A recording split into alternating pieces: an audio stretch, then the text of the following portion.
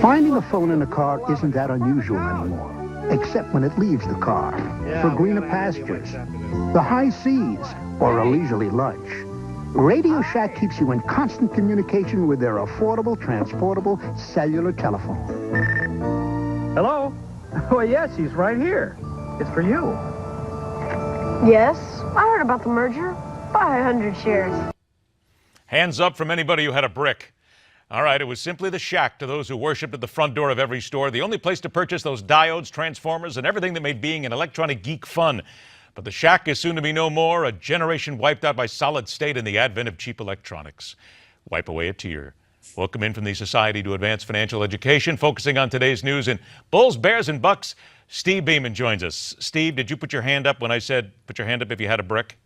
Well, I had to laugh because I got my start in computers at Radio Shack back in the days of the TRS-80. So I have a little piece of my heart that warms up when I hear that name. But this was something that we all expected. Radio Shack pretty much missed the boat on a lot of marketing, a lot of products. They tried to keep a niche, but the niche simply was no longer to be had. It passed them by. Now they're going to do what? Half stores sold and shut the rest, right? That's exactly right. They fell victim to, as you and I have talked, these disruptive technologies that make the internet a more viable place to buy electronics. The techno geeks of today don't go down to the local Radio Shack. They go online. And that really has cut into their business. And to your point, they've missed a number of major moves. And I think that's, management there has made some mistakes. And now the shareholders are suffering for it.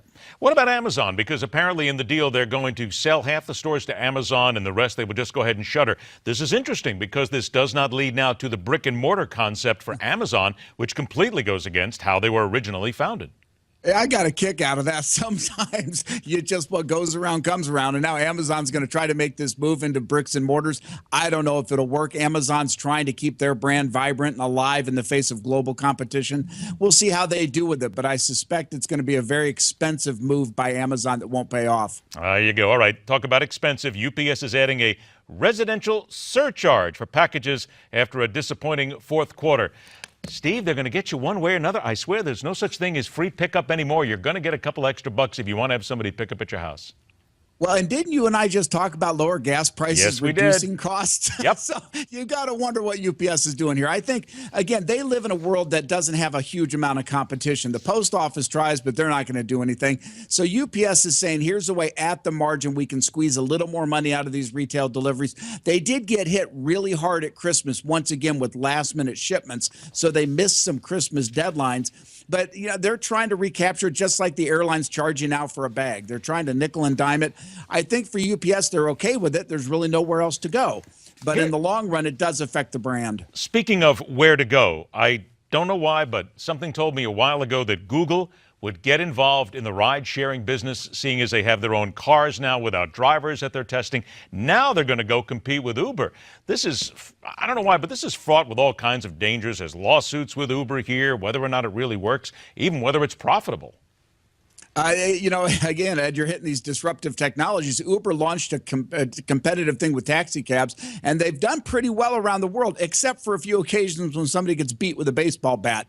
But for the Google folks to move into this just makes me wonder if a mega conglomerate like that can really thrive. There is some level of specialization in business, and Google now has their hands in every part of our lives. I wonder if they'll be able to make this go. I highly doubt it. And also, Google is one of Uber's biggest investors. So I think that's sort of like the old gambler's way. You kind of hedge your bets on all this one way or another. About a minute to go. Here we go. Staples and Office Depot to merge. Wait a minute, Steve, I thought this thing had been in the works now for a long time. I mean, I thought it was a fait accompli about a year ago. Yeah, this is an old story. Staples has been trying to do this to extend their reach. They're a lot bigger, a lot better received than Office Depot, but regulators now are looking at it saying, yeah, maybe we'll let this go, where several years ago, for anti-competitive reasons, they wouldn't. But Ed, the interesting theme through all of these stories, again, are these disruptive technologies. Staples and Office Depot are trying hard to compete with the internet, and the only way they can do it is to reduce cost, and that's what they're hoping this will do. And they've got everybody else who's selling office supplies now, from Walmart to Target to I think you can buy some at Home Depot now, even if you'd like. So it's you can. Exactly. See, but then again, it's up to us to continue to bring this to the fore and make people aware of what's happening and give them the reality of the situation. I am going to miss going to Radio Shack. Ah, well, no more building radios. You and me both. I had one across the street. I used to get all my cables there. No more remote control cars from Radio Shack. Steve Beaman, the Society to Advance Financial Education. Always a pleasure, my friend. We'll talk to you again soon. Thanks, Ed. Have a great day. You too. Hey, it's all about the gas here in America and around the world, and one certain type of fuel could indeed be the most effective weapon against people like Vladimir Putin. Wait for it. Midpoint continues, where we question everything.